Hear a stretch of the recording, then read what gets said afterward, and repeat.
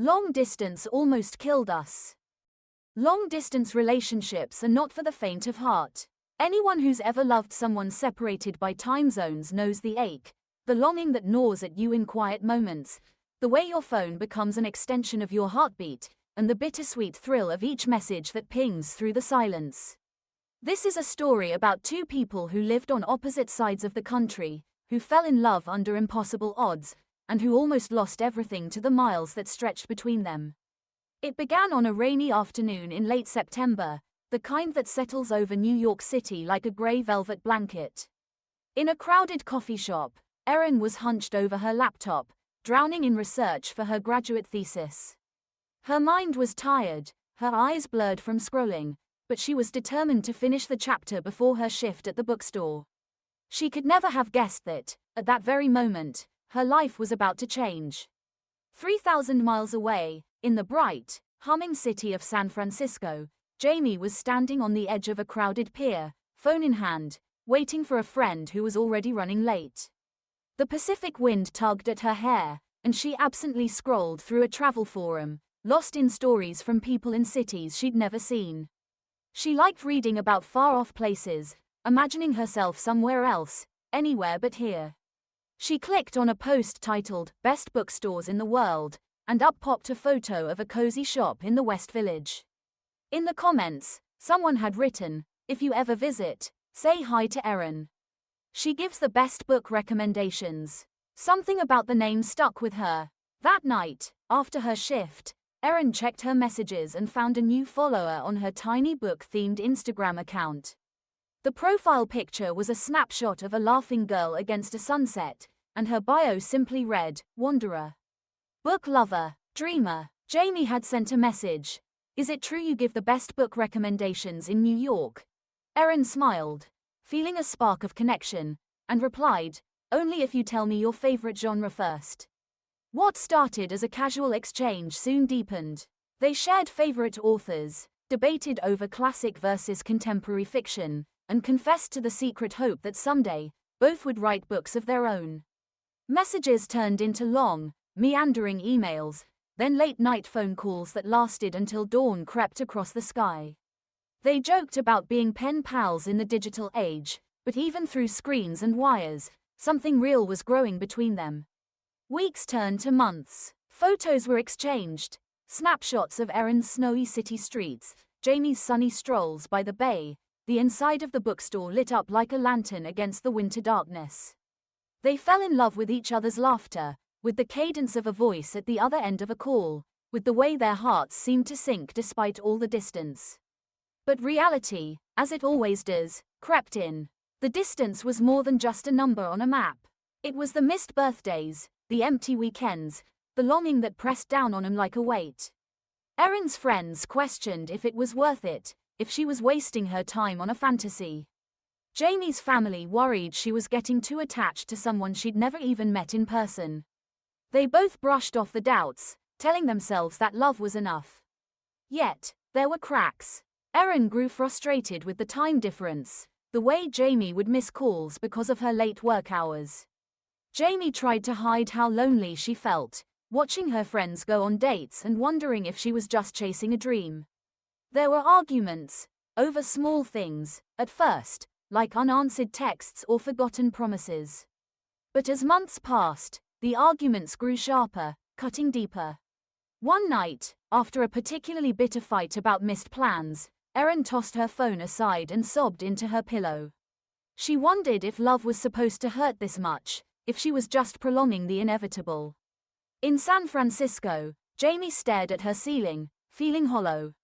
She typed out a message, "Maybe this isn't working anymore." Then she deleted it. She couldn't bring herself to let go.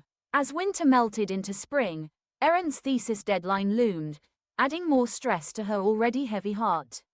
Jamie was offered a promotion at work, one that would require even longer hours.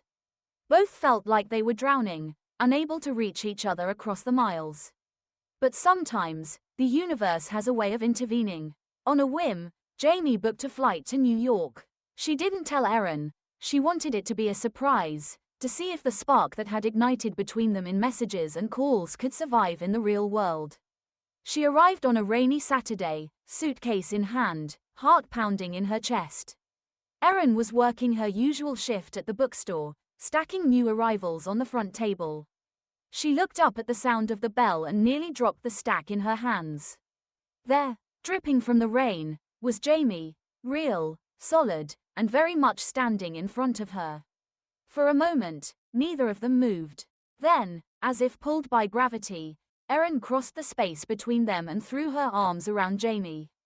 The world seemed to stop, the city noise fading into the background. For the first time, they felt what it meant to be together, to feel the warmth of a hand, the steady rhythm of a heartbeat, the certainty that this was real. That weekend, they walked the city streets, sharing stories and laughter, exploring the places they'd only ever described to one another. Every touch, every glance, every shared secret felt like a small miracle. The distance that had seemed insurmountable melted away in the space between held hands and whispered promises. But as Jamie's flight home approached, reality pressed in again. They spent their last night together watching the city lights from Erin's tiny apartment, wrapped in a blanket, unwilling to let go. Jamie traced circles on Erin's hand and said, "I don't want this to end." Erin nodded, tears slipping down her cheeks. "Neither do I." They knew they couldn't go back to the way things were before. The visit had made the distance feel both smaller and infinitely larger. They made a promise that night, not just to keep trying, but to fight for a future together, no matter what it took. Over the following months, they worked harder than ever. They set regular video dates, mailed letters and care packages, celebrated small victories, and comforted each other through setbacks. Erin finished her thesis, and Jamie accepted the promotion, but only after negotiating for flexible hours and remote work days. They saved up, planning trips to visit each other every few months. Each reunion was bittersweet, each goodbye a little easier to bear, knowing another hello was on the horizon. After 2 years of loving and longing, of heartbreak and hope, Erin received a job offer to curate a new literary program at a nonprofit in San Francisco. It was a dream come true, but more than that, it was a chance to finally close the gap.